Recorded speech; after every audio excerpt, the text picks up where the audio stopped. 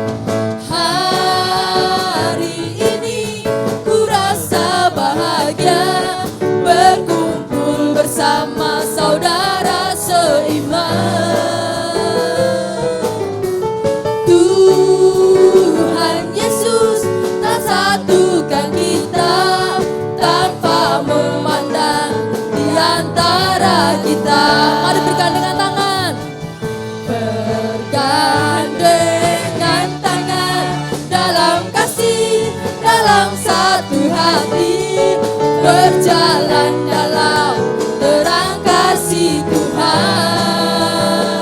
Kanan kirinya, kau sahabatku, kau saudaraku, tiada yang dapat memisahkan kita. Kau sahabatku, kau saudaraku, tiada yang dapat memisahkan kita. Haleluya. Kami berbahagia karena hari ini sungguh bersyukur, bersukacita bersama Engkau Tuhan. Hari ini ku rasa bahagia berkumpul bersama saudara seiman. Tuhan Yesus tak satukan kita tanpa memandang di antara kita. Bergandengan tangan dalam kasih, dalam satu hati, berjalan dalam terang kasih Tuhan. Kanan kirinya, kau sahabatku, kau saudaraku, tiada yang dapat memisahkan kita. Kau sahabatku, kau saudaraku, tiada yang dapat memisahkan kita. Tiada yang dapat memisahkan kita. Tiada yang dapat memisahkan kita.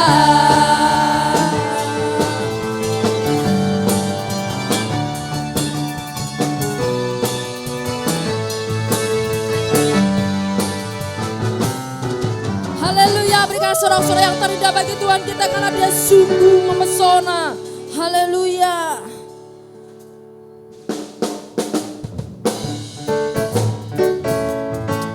Haleluya. Karena Dia sungguh luar biasa. Karena Dia sungguh perbuatan kekuatannya yang sangat ajaib dan azat luar biasa. Sungguh kau mempesona, segala perbuatanmu hapuskan raguku. Kau buktikan kasih-Mu mati bagiku, hapuskan dosaku.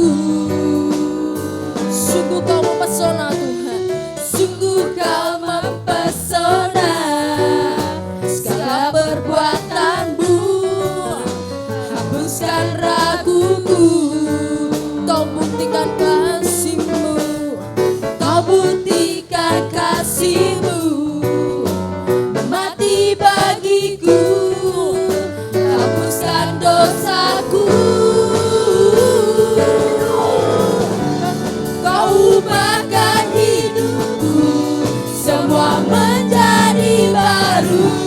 Sekarang ku bersuka di dalam-Mu, Yesusku. Kau jagai diriku, melangkah di jalan-Mu, sampai ku terima mahkota kehidupanku. Haleluya. Sungguh kau mempesona, segala perbuatanmu hapuskan raguku. Kau buktikan kasih-Mu mati bagiku, hapuskan dosaku. Kau ubahkan hidupku, semua menjadi baru. Sekarang ku bersuka di dalam-Mu, Yesusku. Kau jagai diriku, melangkah di jalan-Mu, sampai ku terima mahkota kehidupanku. Kau ubahkan hidupku, semua menjadi baru. Sekarang ku bersuka dalam-Mu, Yesusku. Kau jagai diriku, melangkah di jalan-Mu, sampai ku terima mahkota kehidupanku.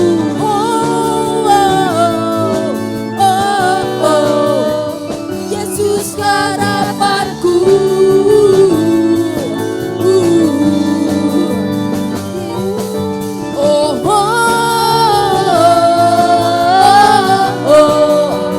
Yesus harapanku, mahkota kehidupanku. Haleluya. Berikan sorak-sorak yang panggilan bagi Tuhan kita, karena Dia sungguh dahsyat dan luar biasa. Haleluya. Saatnya kita akan mendengarkan renungan firman Tuhan, karena Dia sungguh besar. Biarkan sampai akhir hidup kita hanya tertuju pada Dia. Biarkan Tuhan sendiri akan memberikan yang terbaik. Dia selalu memberikan yang luar biasa dalam hidup kita. Haleluya, Yesus Tuhan. Engkau adalah Bapa yang sangat mengenal kami Tuhan. Kami tahu Kau sungguh dahsyat dan luar biasa. Haleluya.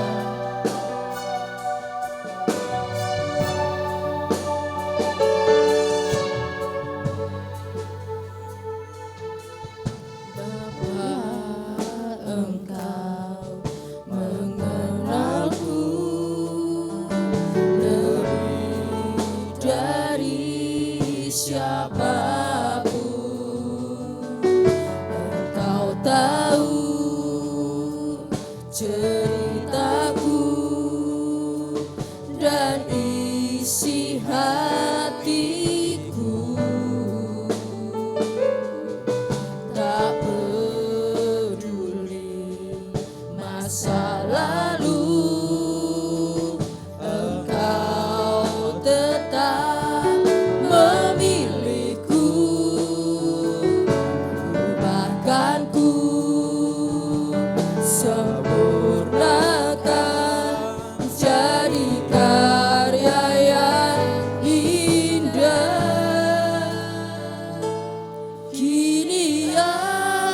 percaya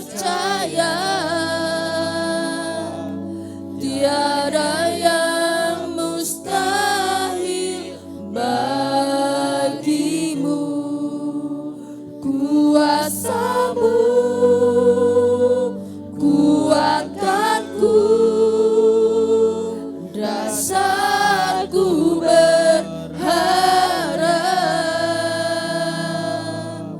Kini aku berserah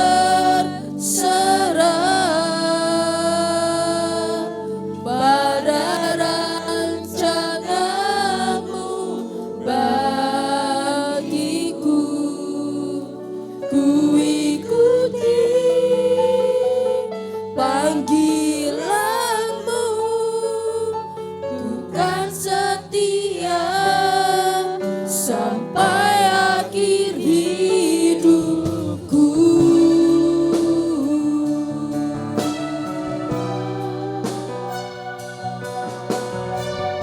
Benar Tuhan, Kau sungguh Bapa yang mengenal setiap kami, Yesus. Bapa, Engkau mengenalku lebih dari siapapun. Engkau tahu ceritaku dan isi hatiku.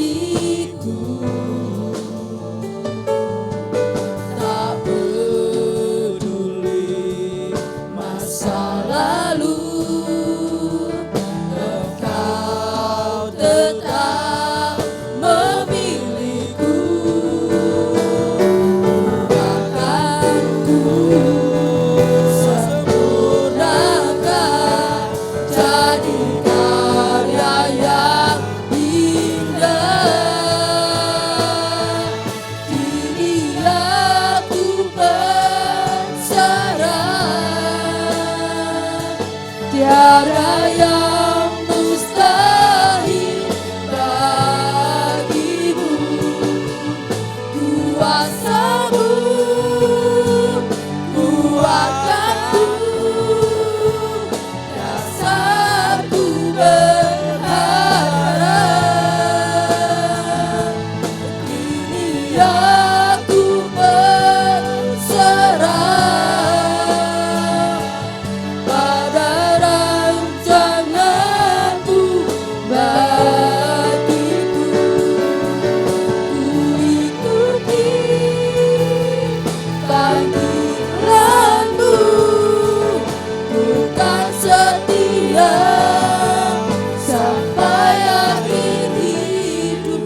Kini aku percaya tiada yang mustahil bagimu. Kuasa-Mu kuatkanku, dasarku berharap.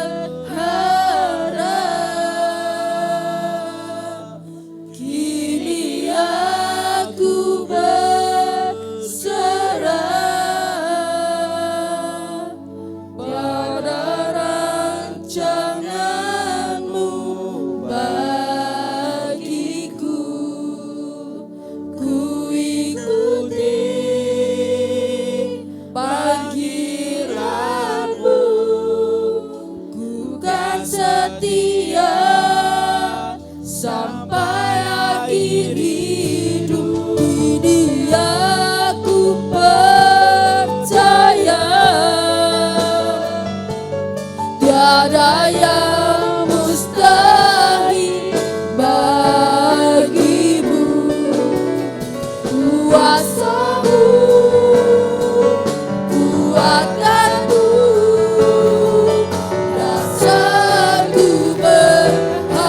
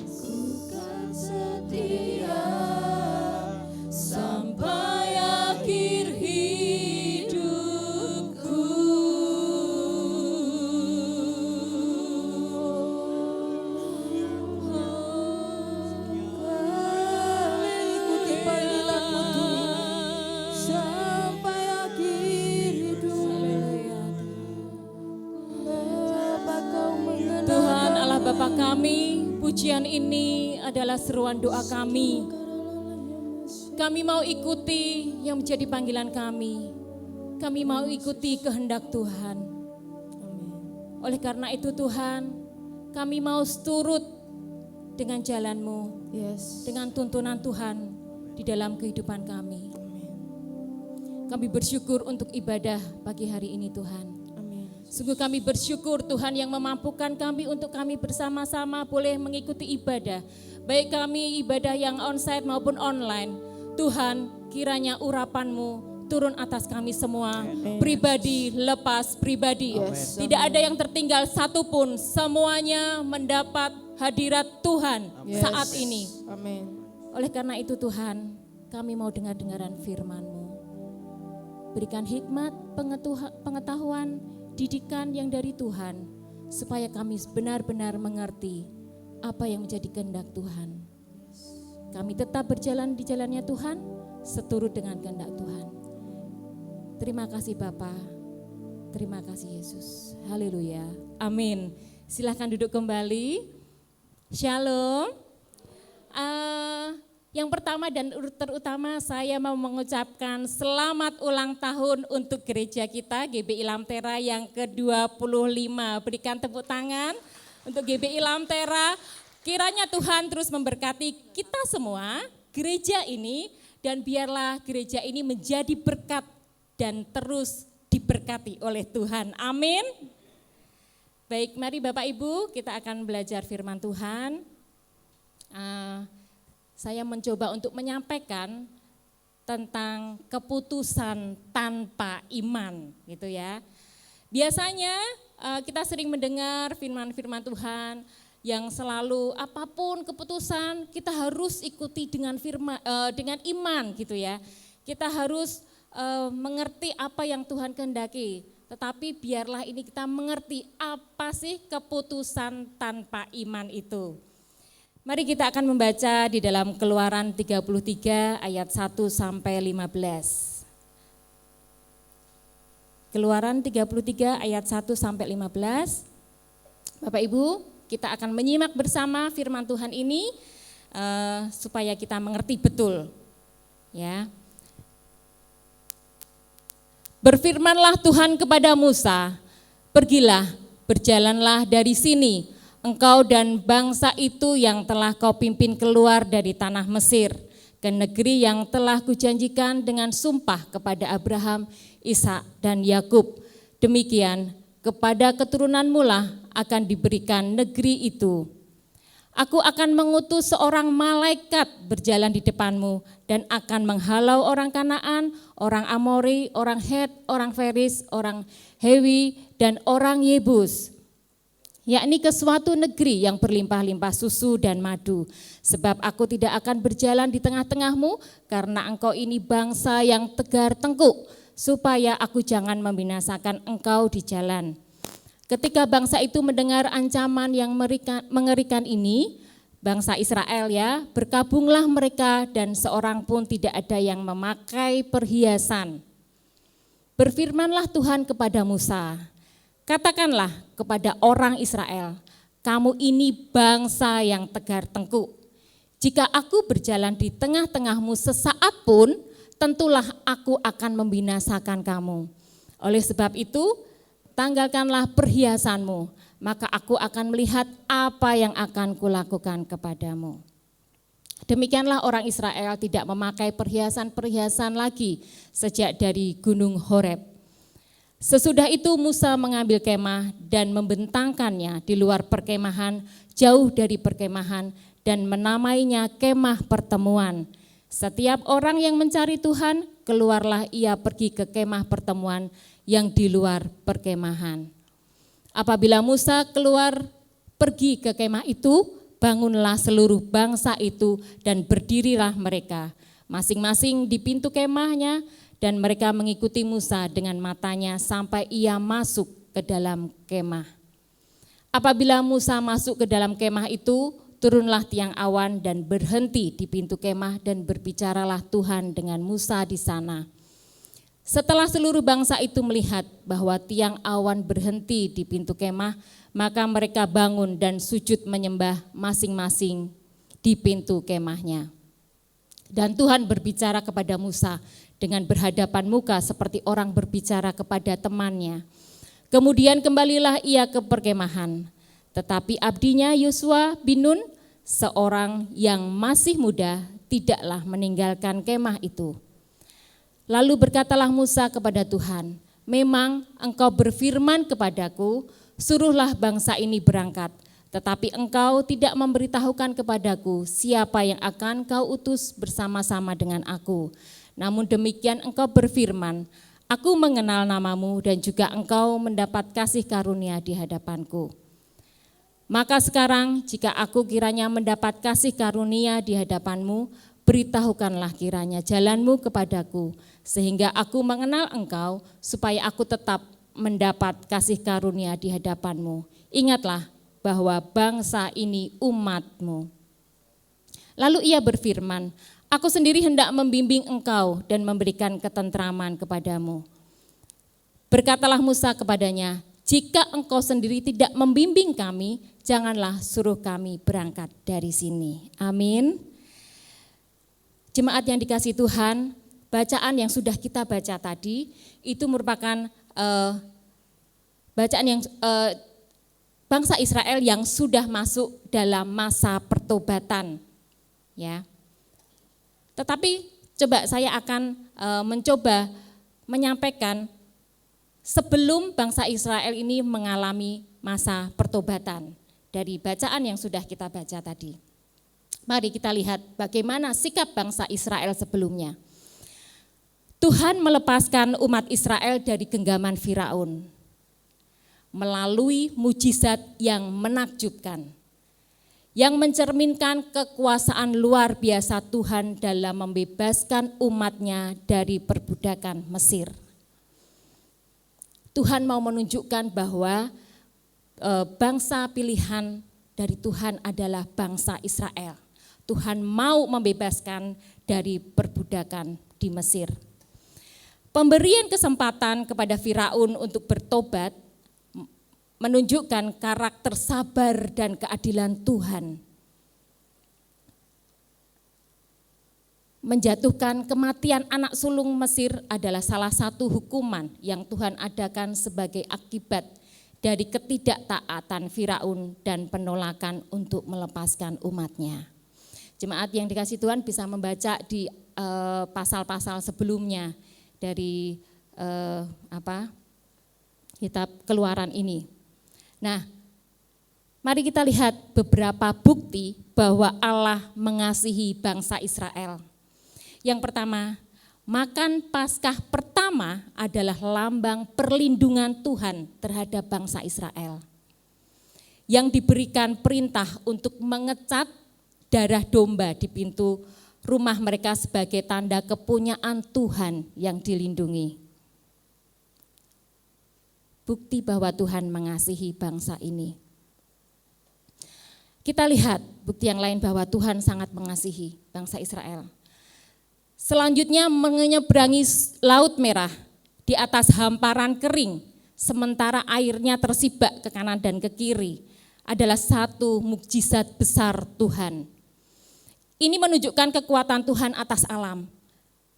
Ya, sampai dengan yang ketiga, bukti yang lain, pemeliharaan Tuhan dengan pemberian mana dan air dari batu di Horeb adalah contoh penyediaan Tuhan selama perjalanan di padang gurun. Contoh yang lain, kemenangan atas Amalek di Rafidim menunjukkan bantuan dan perlindungan Tuhan selama pertempuran. Penerimaan dan kepatuhan umatnya, umat Tuhan ini seperti yang dicontohkan oleh Musa, ya. Musa sangat patuh kepada Tuhan, diikuti dengan pemenuhan setiap kebutuhan oleh Tuhan. Amin. Kita mau seperti Musa yang ketika kita taat, tunduk kepada Tuhan, semua kebutuhan kita dipenuhi oleh Tuhan. Tuhan memimpin dan memelihara umatnya melalui serangkaian mujizat Bapak Ibu. Ini menegaskan kuasa, kasih, dan kesetiaan Tuhan terhadap umat-Nya. Kita mau lihat apa yang akan terjadi ketika bangsa Israel atau kita, umat pilihannya ini, mengambil keputusan tanpa iman, mengambil keputusan tanpa melibatkan Tuhan.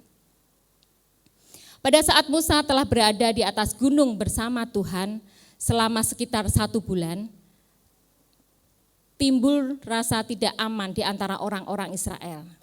Jadi bangsa Israel itu ditinggal oleh Musa untuk naik ke atas gunung, dan Musa berhubungan intim dengan Tuhan, ya, sangat akrab dengan Tuhan. Mereka mulai merasa khawatir bahwa Musa tidak akan kembali lagi. Akibatnya mereka mengambil keputusan yang tidak bijaksana, karena pemimpin yang dipilih oleh Tuhan adalah Musa. Mereka khawatir kalau Musa tidak akan kembali lagi. Akibatnya mereka mengambil keputusan yang salah. Orang-orang Israel pergi menemui Harun, ya, dan meminta kepadanya untuk menjadikan mereka dewa yang akan memimpin mereka. Harun didesak, ya, untuk menjadikan mereka adalah dewa yang akan memimpin bangsa ini.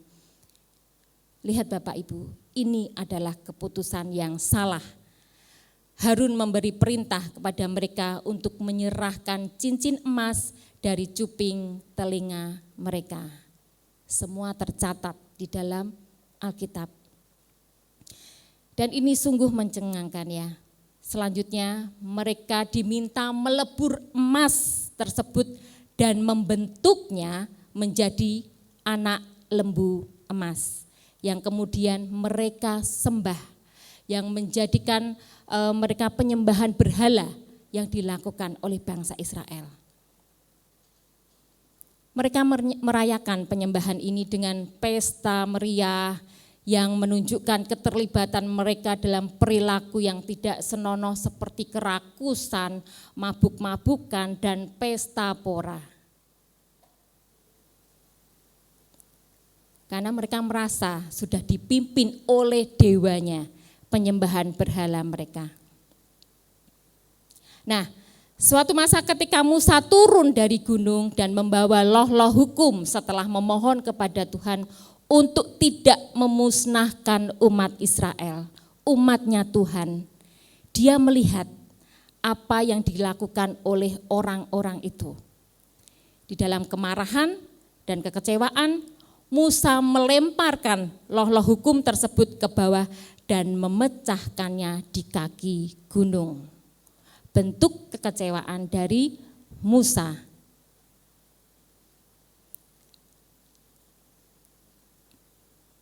Lalu Musa menegur Harun di dalam Keluaran 32 ayat 21 sampai 24, bisa dibukakan.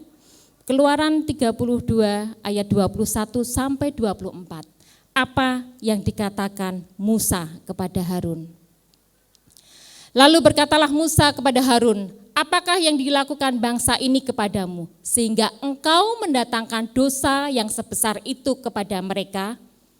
Tetapi jawab Harun, janganlah bangkit amarah tuanku, engkau sendiri tahu bahwa bangsa ini jahat semata-mata. Mereka berkata kepadaku, buatlah untuk kami Allah huruf kecil, ya, yang akan berjalan di depan kami. Sebab Musa ini orang yang telah memimpin kami keluar dari tanah Mesir, kami tidak tahu apa yang telah terjadi dengan dia. 24. Lalu aku berkata kepada mereka, siapa yang punya emas haruslah menanggalkannya. Mereka memberikannya kepadaku dan aku melemparkannya ke dalam api dan keluarlah anak lembu itu. Ya.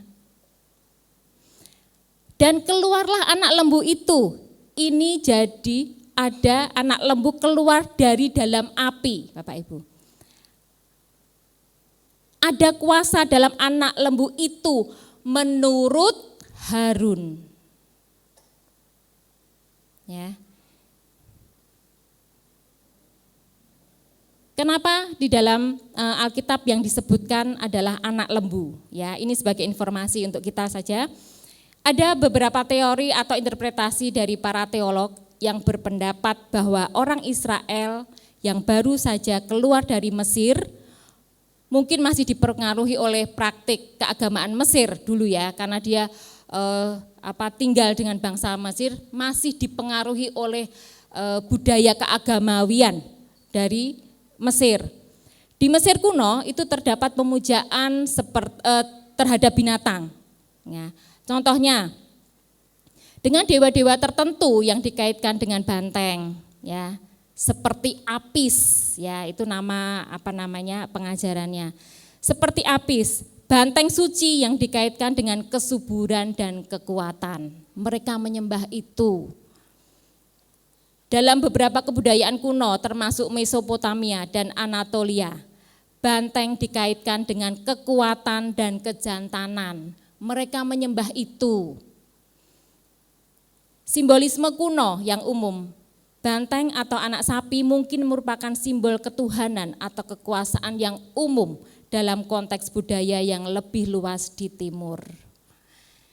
Nah, dalam banyak budaya memiliki simbol binatang yang mewakili dewa atau kualitas ilahi. Ya. Paham ya? Jadi mereka bangsa Israel ini terbawa masih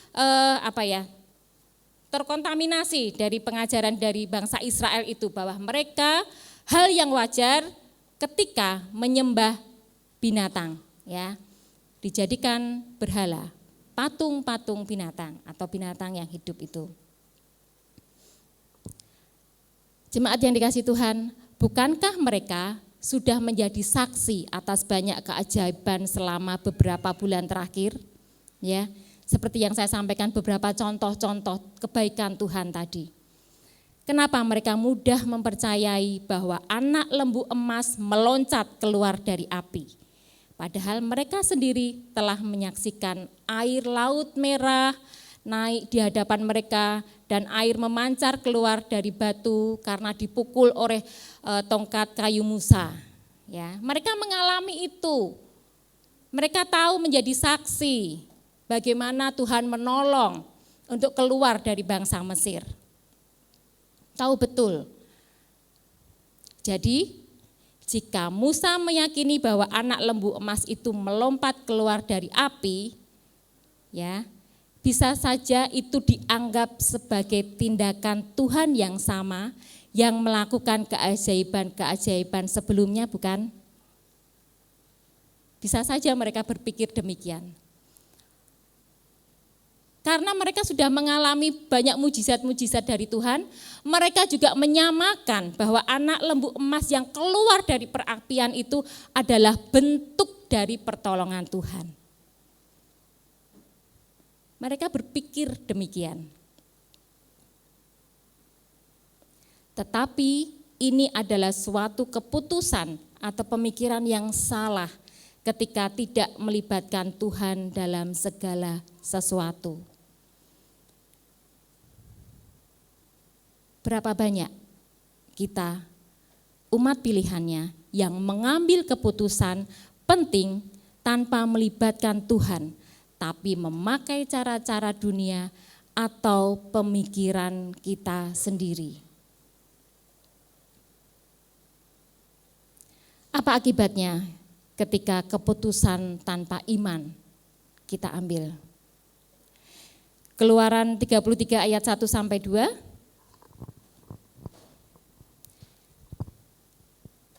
Berfirmanlah Tuhan kepada Musa, "Pergilah, berjalanlah dari sini, engkau dan bangsa itu yang telah kau pimpin keluar dari tanah Mesir, ke negeri yang telah kujanjikan dengan sumpah kepada Abraham, Ishak dan Yakub. Demikian, kepada keturunanmu lah akan kuberikan negeri itu. Aku akan mengutus seorang malaikat berjalan di depanmu dan akan menghalau orang Kanaan, orang Amori, orang Het, orang Feris, orang Hewi, dan orang Yebus." Tuhan masih menunjukkan kebaikannya meskipun bangsa Israel ini adalah bangsa yang tegar tengkuk. Allah memberitahu Musa bahwa Allah tetap menuntun Israel, ya, tetap akan dilakukan oleh Allah, tetap menuntun untuk sampai ke tanah Kanaan dengan cara mengutus malaikatnya. Firman Tuhan tercatat demikian. Jadi artinya Tuhan tidak lagi berada di tengah-tengah mereka, karena bangsa ini adalah bangsa yang tegar tengkuk. Malaikat yang diutus. Pertanyaannya adalah, apakah malaikat sudah cukup untuk menolong bangsa Israel? Tanpa kehadiran Tuhan di tengah-tengahnya, pastilah perjalanan menjadi hampa dan menjadi sia-sia. Mungkin bisa sampai ke tanah Kanaan, Bapak Ibu. Tetapi tanpa pengalaman dan proses hidup bersama Tuhan, tidak akan membawa ketergantungan penuh kepada Tuhan. Ya. Kalau secara manusiawi kita melihat betapa baiknya Tuhan. Tuhan iya tetap akan mengantar mereka sampai masuk ke tanah Kanaan. Tetapi malaikat yang akan mengantar mereka. Maukah kita seperti ini Bapak Ibu? Hanya malaikat Tuhan. Bukan Tuhan sendiri, bukan Allah yang kita sembah sendiri dalam mengantar kehidupan kita ke depan. Ya, mari kita akan hitung-hitungan matematika ya. Sekali-kali bersama saya belajar matematika. Bapak Ibu, jarak terjauh ya dari Mesir ya Bapak Ibu, ke tanah Kanaan ya. Tadi kan dibebaskan oleh Tuhan, keluar dari Mesir. Tuhan mendampingi terus, tapi selama perjalanannya kan banyak lika-liku ya. Diperkirakan ya, ini jaraknya dari Mesir sampai ke tanah Kanaan 450 hingga 500 kilometer. Sekitar 280 hingga 310 mil ya, dalam garis lurus. Kalau kita tarik secara garis lurus ya. Kalau di peta itu kan mungkin atau real dalam perjalanannya itu kan bisa belok ya, belok naik gunung, turun gitu ya. Tetapi kalau dihitung ditarik dengan garis lurus itu jaraknya sekitar 450 hingga 500 kilometer. Ya, sekitar 280 hingga 310 mil. Ya. Ingat ya, 450 aja kita ambil gitu ya. Mari saya akan mengajak menghitung waktu yang diperlukan. Ya. Berapa lama sih dari Mesir ke tanah Kanaan ini? Nah, kita hitung waktunya. Waktu yang diperlukan untuk berjalan kaki dari Mesir ke tanah Kanaan dengan jarak 450, ya Bapak Ibu diingat-ingat 450 km, itu melibatkan banyak faktor ya dalam perjalanan itu, ya pasti banyak faktor. Apa yang biasanya mempengaruhi? Kecepatan berjalan, betul? Seberapa cepat berjalan dalam 1 jam katakanlah. Apalagi faktor yang lain, istirahat, ya mereka membutuhkan istirahat. Kondisi medannya, keadaan fisik dalam perjalanan. Kita kan mau menghitung waktunya ya, berapa lama waktunya. Nah, kecepatan berjalan kaki rata-rata manusia dewasa, ya manusia dewasa dalam kondisi normal ya, dalam kondisi kita sehat, kecepatan kita berjalan ya, dalam kondisi sehat itu rata-rata 5 km per jamnya. Dalam 1 jam kita bisa menempuh dengan kondisi normal, langkah yang normal itu 5 km per jam. Maka waktu yang diperlukan untuk menempuh jarak 450 km ini berarti bagaimana perhitungannya? 450 dibagi 5. Jadi 90 jam. Ya. 90 jam mereka memerlukan waktunya. Paham ya? Tadi jaraknya kan 450. Kemudian langkahnya itu 5 kilometer per jamnya. Berarti berapa jam yang dibutuhkan? 450 dibagi 5. Jadi 90 jam. Paham ya? 90 jam ini kalau perjalanan hanya siang, katakanlah siang, mereka kan juga butuh istirahat ya. Siang hari tanpa istirahat itu kurang lebih 8 hari. 8 hari. Ya. Namun demikian kita melihat tercatat di dalam Alkitab bahwa perjalanan dari Mesir ke tanah Kanaan memakan waktu yang cukup lama. Karena bangsa Israel mengalami serangkaian pengembaraan dan ujian di padang gurun. Durasi perjalanan ini tercatat dalam beberapa kitab dan dapat diperkirakan mencakup waktu puluhan tahun. Betul? Mereka berjalan dari Mesir ke tanah Kanaan ini puluhan tahun Bapak Ibu. Padahal kalau secara kita hitung-hitungan matematis itu hanya 8 hari.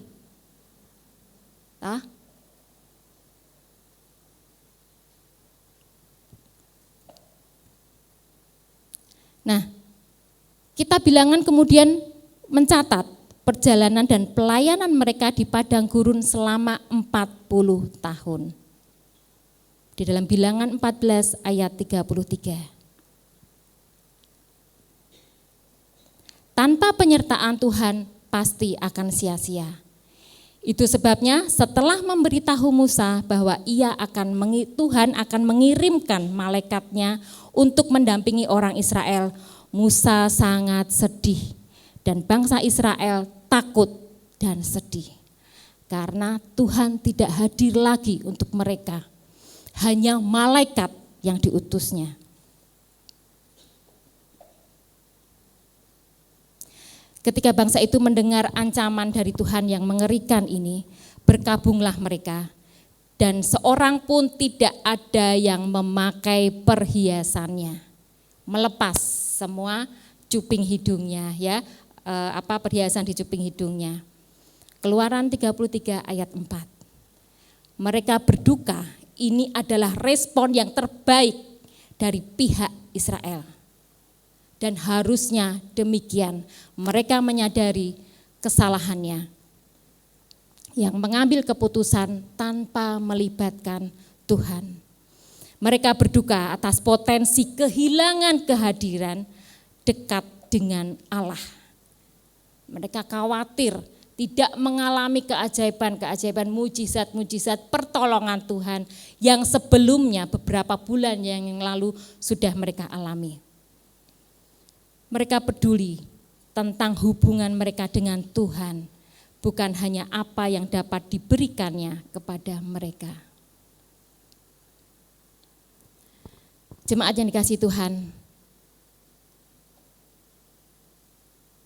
ada beberapa pengulangan di dalam kalimat ini. Kamu adalah umat yang tegar tengkuk, ya. Frasa ini diulang lagi. Nah, ini bukan hanya bahwa mereka keras kepala, tetapi bahwa mereka sudah menentang Allah. Gambarannya adalah, ilustrasinya adalah seekor lembu itu loh Bapak Ibu. Lembu atau keledai yang menentang petaninya gitu ya. Yang diarahkan oleh petaninya untuk membajak sawah, tapi dia enggak mau. Itu membuat lehernya menjadi kaku. Ditarik-tarik enggak mau. Gitu ya. Jadi membuat lehernya si lembu atau keledai itu menjadi kaku. Mereka tidak bisa bekerja apa-apa. Paham ya, ilustrasinya begitu. Kalau kita tidak melibatkan Tuhan, sesungguhnya kita tidak bisa bekerja apa-apa. Maka orang Israel menanggalkan perhiasannya di Gunung Horeb. Rakyat menunjukkan pertobatan dan duka cita mereka dengan tidak menggenakan perhiasan mereka. Ya. Bukan berarti saat ini kita yang tidak pakai perhiasan terus berduka cita gitu, enggak ya. Bukan begitu. Itu sebagai tanda aja untuk mereka saat itu. Mereka meninggalkan perhiasannya. Mereka tahu bahwa ini bukan saat untuk menghias yang eksternal, yang tampak di luar, bukan saatnya, tetapi saatnya untuk membawa hati menjadi benar di hadapan Allah, kembali kepada Allah. Ini adalah langkah kedua menuju pemulihan rohani dan kebangunan rohani di Israel. Ada satu tokoh, Lloyd Jones, yang mengatakan, ya, orang-orang yang peduli tentang kebangunan rohaninya, ya, kebangunan rohani dalam arti yang sejati bukan hanya mencari sedikit kegembiraan, minat, kebahagiaan, fenomena, atau datang dengan sikap sesuatu yang menakjubkan akan terjadi dan kita akan bersenang-senang. Itulah tidak sama sekali bagaimana mereka memikirkannya. Dan jika kalian, sahabat-sahabatku, hanya berpikir tentang pertemuan, kegembiraan, dan sesuatu yang indah, kalian belum memahami masalah ini sama sekali, masalah kebangunan rohani. Kita mau lihat bagaimana pengampunan dan kehadiran Tuhan. Pengampunan dan kehadiran Tuhan, ya. Kemudian Tuhan mendapat permohonan dari Musa. Dengan tekad yang kuat, Musa memohon kepada Tuhan, ya. Pemimpinnya ini memohon kepada Tuhan. Berkatalah Musa kepadanya, jika engkau sendiri tidak membimbing kami, janganlah suruh kami berjalan. Musa menginginkan sesuatu bagi bangsa Israel yang akan menunjukkan bahwa mereka tidak sama seperti bangsa-bangsa lain. Dan itu hanyalah kehadiran Tuhan mereka yang unik dan penuh kuasa.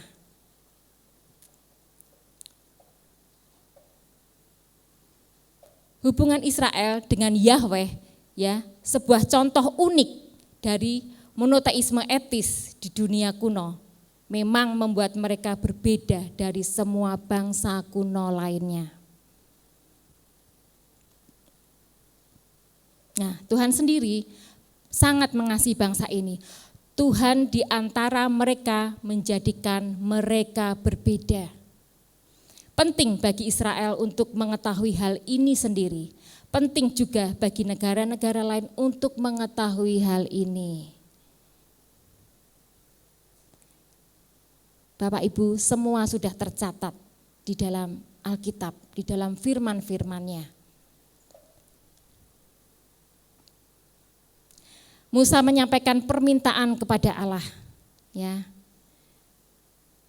Jika engkau tidak menyertai kami, ada pernyataan yang disampaikan oleh Musa kepada Allah. Jika engkau Tuhan Allah tidak menyertai kami, Musa mengungkapkan sebuah kondisi yang menyedihkan dan tragis karena bangsa itu akan berjalan tanpa tujuan dan tanpa ada perubahan karakter hidup yang benar.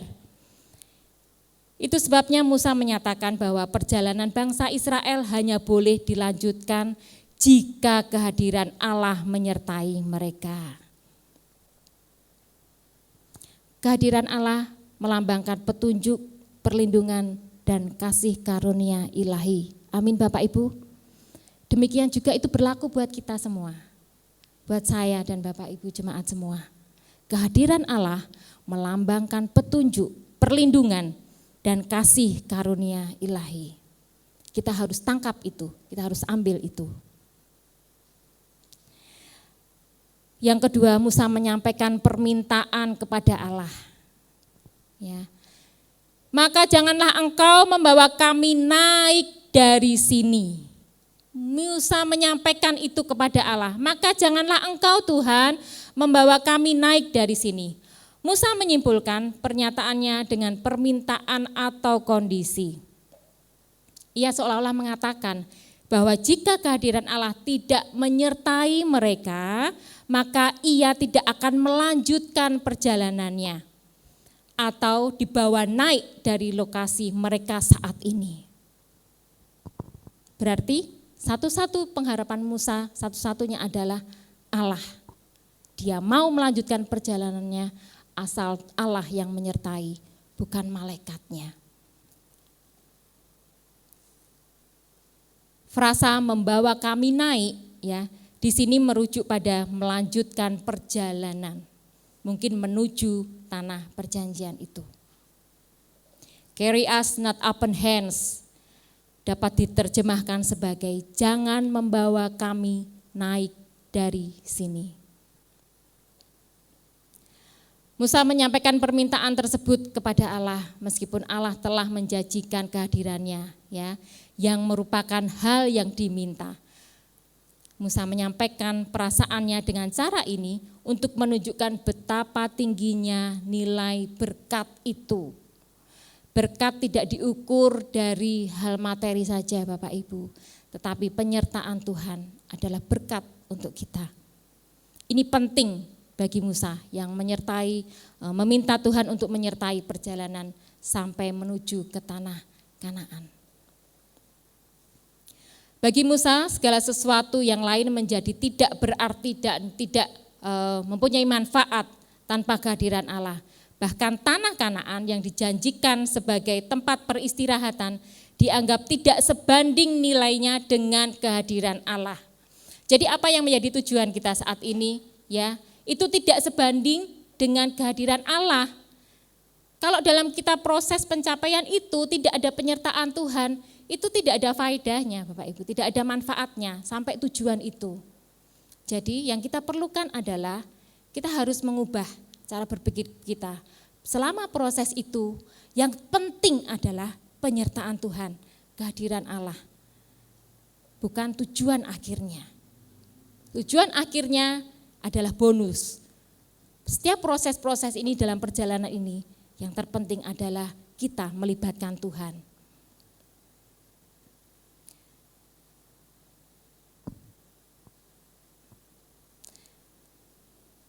Nah, hubungan dalam perjanjian antara Allah dengan bangsa Israel di mana kehadiran Allah menjadi pusat identitas dan keamanan mereka. Mereka merasa aman ketika Tuhan menyertai. Pesan apa yang ingin disampaikan oleh Musa yang bisa kita pelajari? Bahwa keputusan, tindakan, hal-hal duniawi, kemakmuran atau harta benda tidaklah begitu penting jika tanpa kehadiran dan melibatkan Allah. Namun jika Allah menyatakan kehadirannya, maka kesulitan terbesar di padang gurun dapat diatasi dengan mudah dan kesulitan pun menjadi menyenangkan. Musa mendesak untuk mendapatkan kehadiran Allah. Dan akhirnya tercatat bahwa berhasil meraih hati Allah. Tuhan merespon atas permintaan Musa itu. Aku juga akan melakukan hal yang telah kamu bicarakan. Aku Tuhan ya. Aku juga akan melakukan hal yang telah kamu bicarakan karena kamu telah mendapat kemurahan di mataku, di mata Tuhan. Dan aku Tuhan telah mengenal namamu. Maukah kita demikian? Ya, kita terus dikenal oleh Tuhan. Kalau kita dikenal oleh Tuhan, permintaan kita selama kita taat, permintaan itu benar dan kita selalu melibatkan Tuhan. Lihat, seperti respon Allah kepada Musa, menjadi luluh hatinya Allah dan mengabulkan permintaan itu. Silakan teman-teman profetik maju ke depan. Bapak Ibu, kita belajar satu hal. Apakah kita mau menjadi seperti bangsa Israel yang tegar tengkuk, menggunakan pemikirannya sendiri, melakukan penyembahan berhala, melakukan hal-hal duniawi yang tidak seturut oleh Tuhan. Ketika Musa dengan Allah di atas gunung, ya bangsa Israel sabar gitu ya, menunggu Musa sampai turun, sabar. Tetapi kadang-kadang kita dibuat tidak sabar seperti bangsa Israel ini. menurut pikiran kita sendiri, kita melakukan, mengambil keputusan.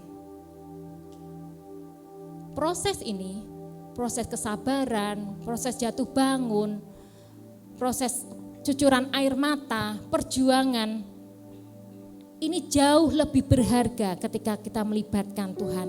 Daripada kita menikmati hasil akhir yang begitu gilang gemilang, hanya terlihat eksternalnya, hanya terlihat sorak-sorainya, hasil itu tetapi tanpa melibatkan Tuhan.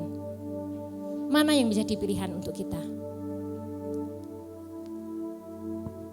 Tetap teguh, jangan mau menjadi seperti bangsa Israel yang dikatakan bangsa yang tegar tengkuk.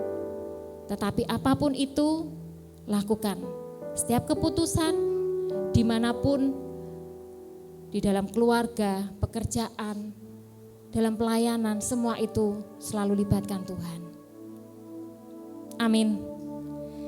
Ada satu pujian yang memberkati kita. Bila Tuhan tidak beserta dengan kita, kita jangan mau berjalan, Pak Ibu.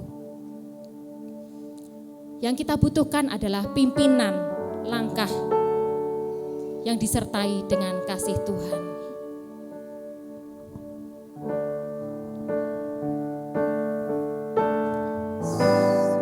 Bila Engkau tak besertaku, Silakan jemaat bangkit berdiri. ku tak mau berjalan. Siapa yang kita perlukan? Tuhan. Ku perlu Tuhan, pimpin langkahku dengan kasih karunia-Mu. Pimpin langkahku setiap waktu, berjalan dalam Roh-Mu. Nyatakan Tuhan kemuliaan-Mu, dan berjalanlah Sepenuh hati kita akan pujikan ini sebagai doa kita kepada Tuhan. Engkau tak besertaku, Hanya Tuhan yang kita perlukan. ku tak mau berjalan.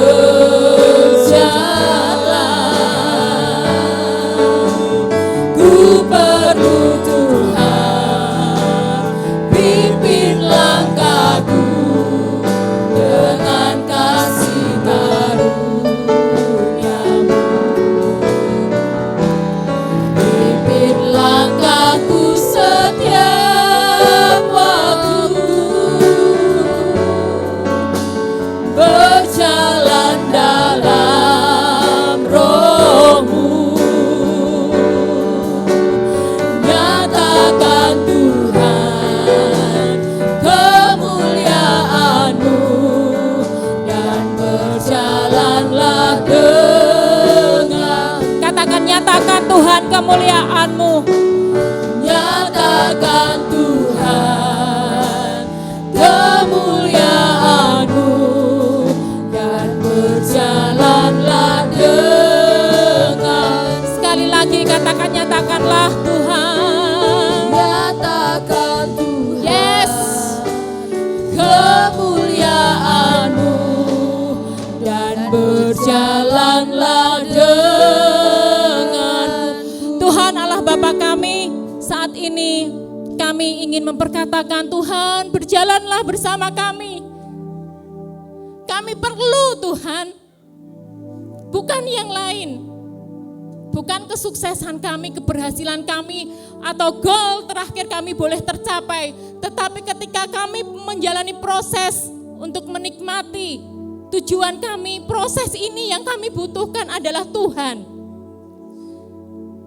Ingatkan kepada kami terus Tuhan, untuk kami selalu melibatkan setiap pengambilan keputusan atau apapun itu. Tuhan tahu di dalam menjalani proses itu tidak mudah buat kami. Ada cucuran air mata, ada perjuangan, Ada hal yang tidak mengenakkan Tuhan, kami tahu, tantangan. Tetapi kalau kami berjalan bersama Tuhan, melibatkan Tuhan, sebesar apapun itu tantangan kami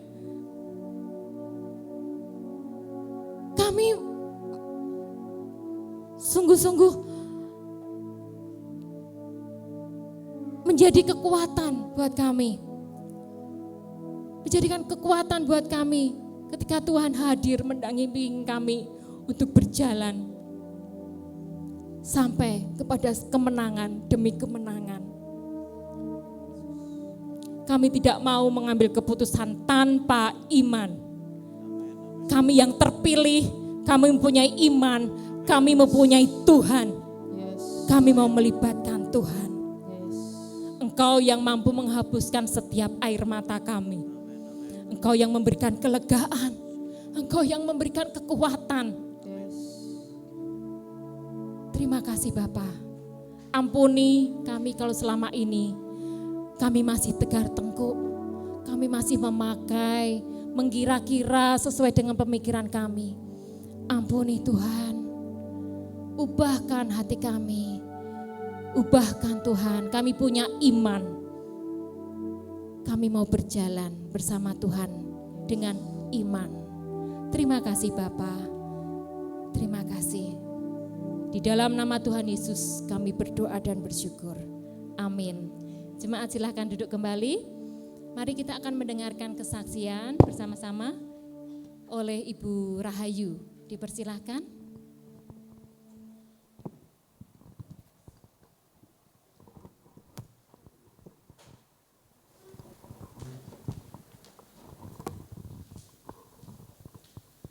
Shalom semuanya. Nama saya Ibu Rahayu. Saya akan menceritakan tentang pertolongan Tuhan dalam keluarga kami. Di tahun kemarin 2003 itu pas waktu Lebaran Idul Fitri itu mamah mertua sakit. Yang awalnya tidak punya sakit gula jadi ada gula. Karena sebelum sakit gula itu saya mengantar mama operasi katarak mata. Dokter bilang ada riwayat gula apa tidak. Setelah saya tanya sama suami, mama ada punya gula enggak? Enggak. Dokter bilang kalau tidak ada gula kami bisa melakukan operasi. Tetapi kalau ada gula kami tidak berani. Nah di situ dua-duanya katarak, sempat dioperasi satu, karena ada proses selanjutnya kami tunggu waktu jeda 6 bulan setelah itu. Nah setelah itu prosesnya, karena kami tinggal di Ganesha di Jalan Gajah dan mama tinggal di Kerapiak Pasar Dena. Berapa bulan kemudian tiba-tiba mama sakit. Mama sakit, kita bawa ke Tugu dan itu stroke karena gula. Gulanya tinggi, darahnya tinggi, tensinya tinggi. Nah, di situ kami tidak menyangka kalau mama itu kena stroke. Jadi waktu di rumah sakit itu mama sudah tidak bisa ngomong, tangan aja begini tidak bisa jatuh. Tidak bisa gerak sama sekali. Nah, akhirnya 5 hari di rumah sakit, saya sama suami memutuskan untuk bawa mama ke rumah kami di Jalan Gajah itu. Karena di sana itu cuman ada papa sama mama mertua. Jadi tidak ada siapa-siapa. Ada anaknya mama, adik kami, itu cewek sudah menikah. Dia bilang, ayo gantian ngerawat mama.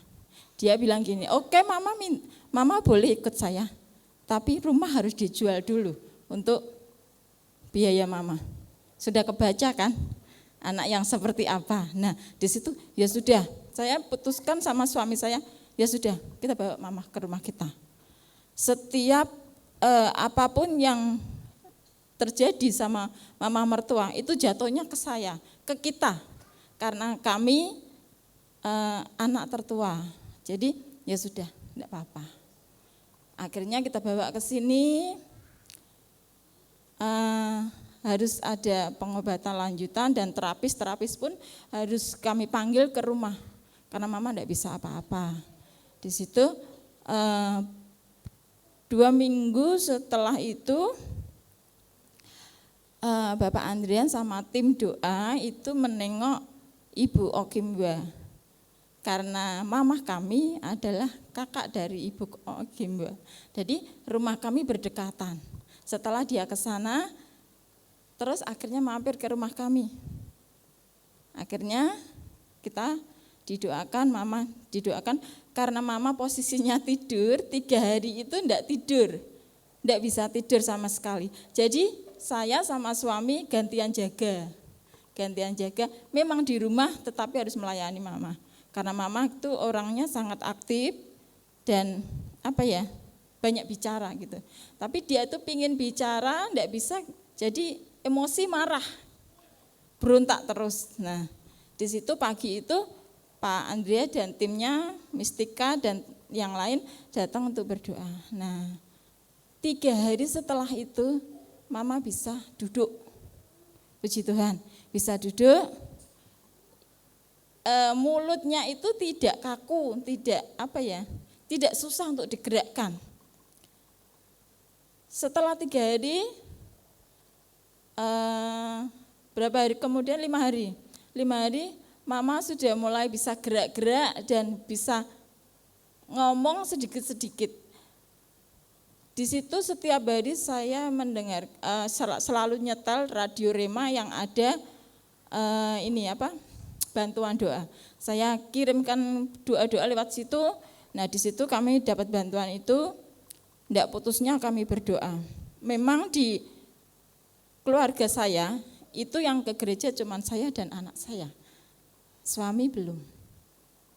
Nah, di situ rasa hati capek, kesel, jengkel, marah. Tetapi ya wis Tuhan, kalau memang ini bagianku, tak lakoke seperti ini. Sekuatku, sebisaku, dan semampuku. Nah, di situ terapisnya datang seminggu 2 kali. Setelah 2 minggu, mama sudah bisa ngesot, jalan gerak gitu ngesot.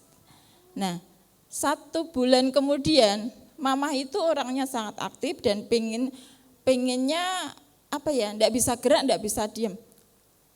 Tiba-tiba ngomong, aku kok enggak bisa jalan, kenapa ya?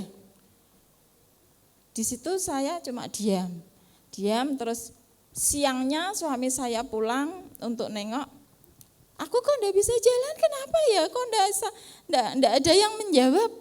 Terus akhirnya dia marah itu ngesotnya lebih kenceng, lebih banter, akhirnya keluar dari rumah. Lah saya takutnya kalau ke jalan, tak gembok lah itu pagar.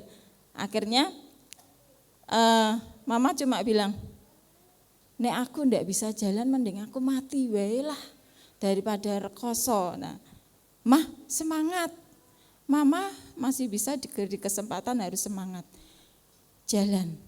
Berjalan, berusaha, bersyukur masih bisa diberi kesempatan. Nah, di situ saya sudah 3 bulan kemudian.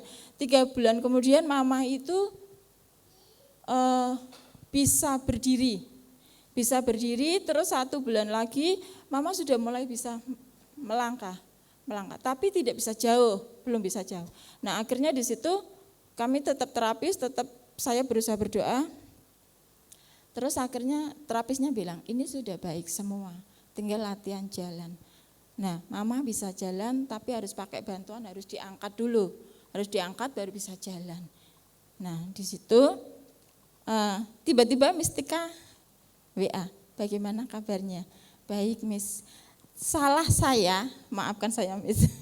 Maafkan saya. Saya tidak melaporkan kalau mama kami sudah sembuh dan bisa berjalan. Itu salahnya saya. Dan saya pun tak pikir aman-aman saja. Ternyata Mistika memperhatikan sampai sedetil itu. Nah, tiba-tiba Mistika tuh WA, bagaimana kabarnya? Akhirnya saya menjawab, baik Miss, luar biasa. Mistika telepon, Bu, bagaimana mamahnya? Sehat? Sehat. Saya ini mau besuk lagi, mau memberi perjamuan suci untuk jemaat yang sakit. Loh, Miss, mamaku tuh sudah bisa berjalan loh, sudah bisa ke gereja. Oh iya, mosok. Nah, di situ kami sayanya enggak bisa ngomong banyak. Aku enggak bisa berkata-kata banyak. Karena apa, Miss? Pertolongan Tuhan sungguh luar biasa. Enggak bisa diungkapkan dengan kata-kata. Sudah, Miss, kayak gini tuh piye carane aku ngomong, Miss. Nah, di situ di akhirnya kami ngobrol, Bu, bisa kesaksian. Sayanya masih rada minder, takut karena saya enggak mampu pegang mic dan berdiri melihat orang banyak. Butuh keberanian yang sangat besar bagi saya. Puji Tuhan saya sudah memberanikan diri karena Tuhan mampukan saya untuk saya menyaksikan kasih Tuhan buat orang lain. Siapa tahu kasih Tuhan juga orang lain juga mengalami kasih Tuhan. Nah, di situ setelah Natalan, Miss, aku mau ngomong nih, aku mau kesaksian, boleh? Ya, besok. Akhirnya kita janjian sampai saat ini. Nah, di situ nanti ada videonya, kami kirimkan foto-fotonya, dibuatkan video sama Mistika. Di November yang kemarin, Desember, tanggal 23 kemarin, kakak dari Mama itu meninggal. Kakak dari Mama meninggal dan Mama pun masih gini, kok malah kamu sih toh? Kan aku yang minta mati toh. Malah gitu. Akhirnya kita semua ketawa. Mah, bersyukur loh Mah dikasih kayak gini. Akhirnya seperti itu, terus kita pun bercanda. Nah ini mau keluar rumah, dia buka pintu, dia marah, emosi, dia mau melarikan diri itu. Nah itu sudah sampai keluar tapi pagernya saya gembok. Sekian dan terima kasih. Bapak Ibu Saudara, jangan pernah berhenti, jangan pernah menyerah. Apapun keadaan kita harus tetap selalu semangat, antusias, percaya bahwa mujizat Tuhan dari dahulu, sekarang, sampai kapanpun itu selalu berlaku Bapak Ibu Saudara. Dan Bapak Ibu Saudara, saya juga mengundang, mari Bapak Ibu Saudara yang mungkin punya tetangga, rekan, sahabat, teman yang mungkin sudah lama tidak datang beribadah, mari diajak untuk kita beribadah bersama-sama di tempat ini. Bisa hadir di ibadah pagi maupun ibadah sore.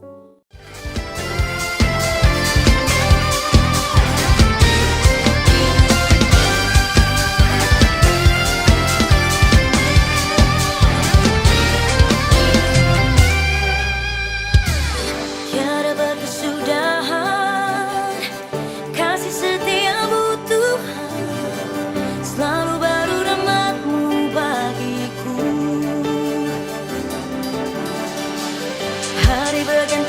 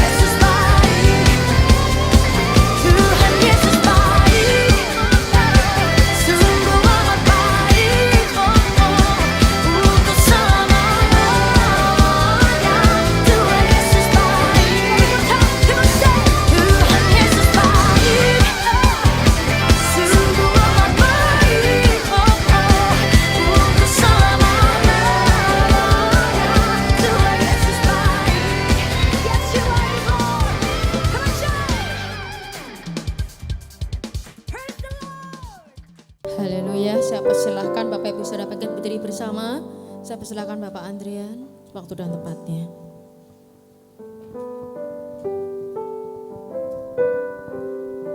Mari Bapak Ibu, sebelum kita mengakhiri untuk ibadah pagi ini, sebagaimana biasa setiap minggu kedua kita akan membacakan pengakuan iman. Mari kita angkat tangan kanan kita, hitungan ketiga mulai.